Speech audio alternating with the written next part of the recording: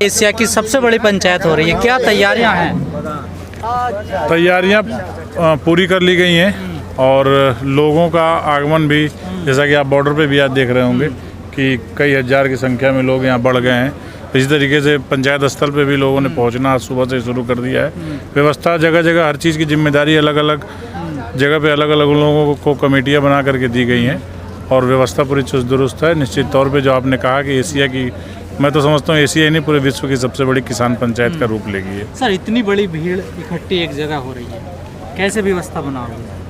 व्यवस्था तो बनी हुई है, रूट मैप शायद जारी हुआ, आप लोग के पास जो पहुंचा होगा, उसमें पार्किंग स्थल है, कोई भी गाड़ी उसके आगे नहीं जाएगी, किसी भी की भी गाड़ी पार्किंग में गाड़ी खड़ी करके भाई जो है आदमी, सारा आदमी पैदल जाएगा किसान, और मंच तक कुछ लोग पहुंचेंगे, कुछ गलियों में ही रह जाएंगे। लोगों को अपने नेता की आवाज़ सुन के भीड़ देख, पंचायत क्या है, मेला है, किसानों का मेला है। कई लोग कह रहे हैं कि घूम के आ जाएंगे। सरकार को मौका दे रहे हैं इतनी बड़ी भीड़ इकट्ठा करके, क्या सामाजिक तत्व भी घुस सकते हैं उसमें? सरकार क्या कर रही है?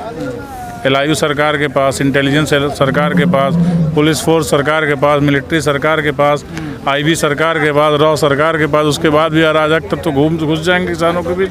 तो फिर सरकार निकम्मी है, उसको चुल्लू भर पानी में डूब मरना चाहिए। 26 तारीख को तो घुस गए थे ना सर? वो तो सरकार नहीं घुसेड़े थे, सरकार के आदमी थे, सरकार के ही लोग थे, हाफ पैंट से फुल पैंट में आ गए, सिर्फ इतना फर्क था। सर, अब क्या गारंटी है कि अपने घुस पाएंगे? कोई गारंटी नहीं है, सरकार घुसेड़ेगी, घुस जाएंगे लोग, बाकी हमारी व्यवस्था से नहीं घुस पाएंगे। लेकिन सर, जिस क्षेत्र हमने भी तो अपनी व्यवस्था कर रखी है। पिछली बार हम सरकार के ऊपर निर्भर थे, इस बार सरकार के ऊपर निर्भर नहीं है। इस बार क्या व्यवस्था है आपकी? व्यवस्था आपको बता दीजिए, कमेटियां बनी, सबकी जिम्मेदारी निश्चित की गई, सुनिश्चित की गई, वो उसके हिसाब से काम करेंगे। कोई फैसला निकलेगा सर इस पंचायत से? फैसला मतलब क्या, 9 महीने से ऐसे ही बैठे हम लोग? फैसले के लिए तो नए तरकीब, नई चीज़ें लगाई जा रही हैं। किसान संसद का आयोजन क्यों किया गया कि शायद सरकार को शर्म आए कि किसान देश की संसद के बाहर बैठा हुआ है, अपनी खुद की संसद चला रहा है, उसमें ऑर्डिनेंस पास कर रहा है, तो शायद सरकार को शर्म आ जाए। उससे सरकार नहीं झुकी, उससे सरकार की आंखों में शर्म है ही नहीं। तो अब किसान महापंचायत का आह्वान किया गया है। और देखिए, पंचायत तो होती रही है, कोई नया पंचायत नहीं हो रहा है। ये कि ऐतिहासिक पंचायत है, क्योंकि राकेश टिकैत जी का गृह जनपद है और उनसे इस देश के किसानों की आस्था जुड़ी हुई है। वो स्वयं 9 महीने से नहीं गए अपने गृह जनपद में, तो 9 महीने बाद जा रहे हैं। लोगों का एक बाबा टिकैत के ज़माने से उसको किसानों की राजधानी कही जाती है, तो इस वजह से भी थोड़ा भीड़ वहाँ ज़्यादा हो रही है। बाकी पंचायतें तो जब से आंदोलन शुरू हुआ तभी से चल रही हैं जगह जगह। किसानों को जो हम बात कर रहे हैं, छोटे छोटे किसान जो हैं, उनको बड़ी उम्मीद है इस पंचायत से सर? बिल्कुल, हम लोग को खुद उम्मीद है, पूरे देश के लोगों को। आप किसानों की बात करें, देश के विपक्ष को भी उम्मीद है कि हाँ, ये किसान ही कुछ करेंगे, क्योंकि उनके पास तो कुछ बचा ही नहीं है। कोई पार्टी बनेगी क्या? क्यों पार्टी बनेगी? पार्टी की क्या जरूरत है? पार्टी बना के अब 9 महीने रह लोगे सड़क पे? यूपी में AC कूलर की आदत लग जाएगी। नहीं, यूपी मिशन क्या है यार? यूपी मिशन ये कि हमारी बात सुनो, नहीं सरकार को हटाएंगे, दूसरी सरकार लाएंगे, ये यूपी मिशन है। और क्या यूपी मिशन है? और क्या चुनाव थोड़े लड़ना है यहाँ? ऐलान और हम चुनाव लड़ेंगे, फिर यहाँ आंदोलन कौन करेगा? बंगाल की तरह ऐलान किया जाएगा क्या, बीजेपी को वोट मत देना? अब ये हो सकता है, ये तो भाई शीर्ष के लोग जाने, ये मैं नहीं बता सकता, मुझे घोषणा थोड़ी करनी है। सर, जैसा आपने कहा 9 महीने से किसान बैठे हैं, जब सरकार ने तब नहीं सुनी, तो एक दिन की पंचायत में कैसे सुन लेगी? यार, देश की आज़ादी के लिए 90 वर्ष लोग लड़े। अब वही यही चीज़ सोच के वो लोग भी बैठ जाते हैं कि यार, जब 80 साल में नहीं सुने तो 90 साल में कैसे सुनेंगे? 90 साल बाद आज़ादी मिली ना सर। अब सरकार, भगत सिंह के फांसी के कितने वर्ष बाद आज़ादी मिली ना? सुभाष चंद्र बोस का प्लेन क्रैश हुआ, उसके कुछ वर्ष बाद आज़ादी मिली ना। तो ये सोच लेना कि बिल्कुल ये आज़ादी बचाने की लड़ाई है, वो तो पाने की लड़ाई थी।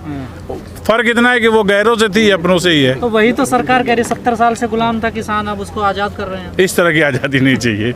जिस प्रकार की आज़ादी सरकार देना चाह रही है कि हाथों में हथकड़ी और पैर में बेड़ी डाल दे और कह दे अब किसान आज़ाद हो गया, तो उस तरह की आज़ादी नहीं चाहिए हमको। जो तो आज़ादी वही चाहिए कि अपना अनाज हो, अपना खलिहान हो, अपनी मंडी हो, उसमें जाके लोग बेच पाएँ। इस तरह का नहीं कि अडानी और अंबानी की मंडी में बेचने के लिए बॉम्बे जाए आदमी, तो गाजीपुर से उठा के, इलाहाबाद से उठा के बॉम्बे जाए उनकी मंडी में बेचने। इस तरह की आज़ादी नहीं चाहिए। अब सरकार, मतलब सरकार कितनी मेहरबानी नहीं चाहिए। 2 तरीके के होते हैं, एक छोटा किसान, एक बड़ा, 2 पार्टों में सरकार ने बिल्कुल सही बात है, सही बात है। बिल्कुल सहमत सही इस बात से है। आप? हाँ सहमत है, दो तरह के किसान आप होते कौन से वाले, हैं। बड़े हम लोग हैं, छोटे बड़े किसान के तो हम लोग एक बाल के बराबर नहीं है। बड़े किसान के सिर्फ 2 ही 3 है, ज़्यादा नहीं है। अडानी है, अंबानी है। अंबानी को 60 गाँव की ज़मीन इन्होंने दे रखा है मैंगो फार्मिंग के लिए, तो उतना बड़ा भी किसान हम लोग को नहीं बनना है। उद्योगपति हो किसान है? वो किसान, आप सरकार से पूछो ना कि बड़ा किसान कौन आज है। तक तो आप गाली दे रहे हो उद्योगपति बता कर। अरे तो सरकार की नज़र में वो किसान है ना, हमारे नज़र में तो उद्योगपति हैं। हमारे नज़र में वो ऐसे उद्योगपति हैं जो किसानों की शक्ल में आके यहाँ कंपनी राज स्थापित करेंगे, और सरकार की नज़र में वो उद्योगपति हैं जो आगे चल के किसानी करेंगे, 60 गांव में मैंगो फार्मिंग करेंगे। जैसे ब्राज़ील की जो व्यवस्था है और यूएसए की जो फार्मिंग की व्यवस्था है कि एक किसान के पास 10-10 हज़ार हेक्टेयर लैंड होता है, उसी तरीके के किसान सरकार भारत में भी बनाना चाहती है। सरकार आपके साथ नहीं, मीडिया आपके साथ नहीं, विपक्ष आपके साथ। अरे मीडिया क्यों नहीं आपके साथ हो? आप हमारे साथ नहीं हो? ये तो सोशल मीडिया है। तो सोशल मीडिया ही बहुत है, उस मीडिया की जरूरत ही नहीं है हमको। ये कैसे जीती जाएगी फिर? हमारे बच्चे क्या देखते हैं? मोबाइल, यूट्यूब, उससे हमारा काम चल जाता है। सोशल मीडिया बहुत है, वो हाई प्रोफाइल वाली मीडिया नहीं चाहिए। 10 महीने पहले किसान आए थे तो उन्होंने कहा था कि हमारी लड़ाई केवल सरकार से ही नहीं है, पूंजीपतियों से भी है। लेकिन सरकार ने, इस मोदी सरकार ने पूंजीपतियों को बहुत सारे सार्वजनिक उपक्रम ठेके पे दे दिए हैं या बेच दिए हैं। सरकार पे कुछ असर क्यों नहीं पड़ रहा है किसानों के आंदोलन का? आप देखो, सरकार कह रही है हम लीज पे दे दिए, ठीक, हमने कॉन्ट्रैक्ट करके 90 साल के लिए दे दिए, 25 साल के लिए दे दिए, 30 साल के लिए दे दिए। कोई भी कंपनी है, उसको जब सरकार कोई चीज़ हैंड ओवर कर देती है, लीज पे ही कर देती है 30 साल के लिए, कोई एक ऐसा उदाहरण बताओ कि 30 साल बाद सरकार ने, जब से देश आज़ाद हुआ, 25 साल, 30 साल, 40 साल का एग्रीमेंट होता है, पावर प्लांटों का तमाम ज़मीनें उन लोगों को दी जाती हैं, कभी कोई एक भी वापस हुई? आज तक भारत सरकार ने लिया किसी से वापस? तो उसी तरीके से ये भी है, देती चली जाएगी, कहेगी हम तो किराए पे दे रहे हैं, बट वो किराए पे ही होते होते एक दिन उनकी हो जाएगी, वो लिखने लगेंगे टाटा स्टेट, संयुक्त अंबानी जो बड़े स्टेट। किसान और नेता हैं, आप उनके बहुत ज़्यादा करीबी हैं। टिकैत साहब के साथ तो हमेशा रहते ही हैं। चल क्या रहा है अंदर, नेता सोच क्या रहे हैं? कुछ नहीं सोच रहे हैं, बस ये सोच रहे हैं कि आंदोलन कैसे सफल होगा, किसानों की नाक कैसे बचेगी, और किसानों की जब नाक बचेगी तभी ये ख़त्म होगा। बाकी जैसे मुजफ्फरनगर की पंचायत हो रही है ना, हर महीने इस तरीके की 4 पंचायत होती रहेगी। मुजफ्फरनगर तो भी शुरुआत है, ये तो ट्रेलर है, पूरी पिक्चर गवर्नमेंट को देखना है तो देखती जाए गवर्नमेंट। जितना गवर्नमेंट लेट करेगी उतना ही उसके ताबूत में एक एक कील ठोकने का काम करेगा। जितना ये डिले करेंगे उतना इनको नुकसान है। राजनीति से क्यों डरते हैं आप लोग? कहाँ डरते हैं? राजनीति से कहाँ डरते हैं? अरे आज 15 साल से वोट दे रहे हैं, सरकारें बनवा रहे हैं, तो राजनीति से कहाँ डरते हैं? अब आप चाहो कि चुनाव लड़ो, चुनाव कैसे लड़ने?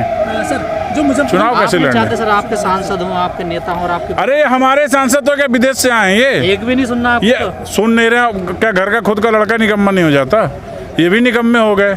निकम्मे या डर है? पर निकम्मे हैं, निकम्मे हैं। आपने बोला पूंजीपति, आपने बोला पूंजीपति और सरकार।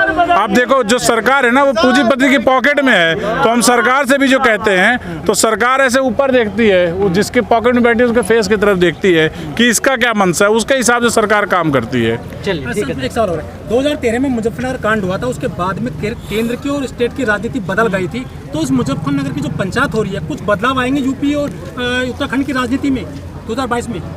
नहीं, देखिए उस चीज़ से किसानों का क्या लेना देना है? वो भाजपा का एक एजेंडा है जिसके तहत भाजपा काम करता है, संघ काम करता है, ठीक है। अब वो उसको किस तरीके, वो जो इलेक्शन आता है तो उसको भाजपा करती है, भाजपा की मीटिंग नहीं है ना, तो किसानों की है। इसको 2013 से आप क्यों जोड़ रहे हो? वो अलग लड़ाई थी, ये अलग लड़ाई है। ये भाई शुरुआत वहाँ से हुई थी सर? शुरुआत वहाँ से हुई थी, शुरुआत तो बहुत जगह से हुई थी। परिवर्तन की विजय शंखनाद और कौन कौन सी रैली ये लोग करवाए थे। लखनऊ में जाते थे तो कहते थे सुबह बनारस शामें अवध, इलाहाबाद में जाते थे वहाँ के नारे लगाते थे, बुंदेलखंड में जाते थे तो कहते थे कि खूब लड़ी मर्दानी, वो तो झांसी वाली रानी थी। तो ये तो पूरे पूरे ढोंगी हैं। मदारी देखें आपने, डमरू बजाता है, बंदर को अपने हिसाब से नचाता है, तो मदारी है।